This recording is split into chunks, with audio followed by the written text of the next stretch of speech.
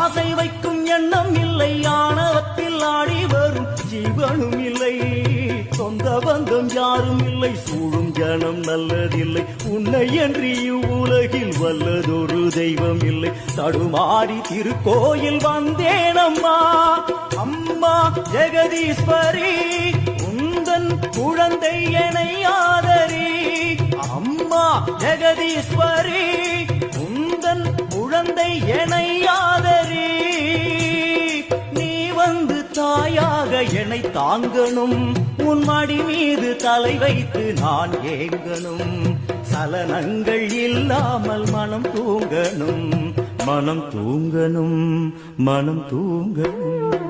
எங்களுக்கு குறையும் உண்டு, அதனை நான் அழுது சொல்லலாமா?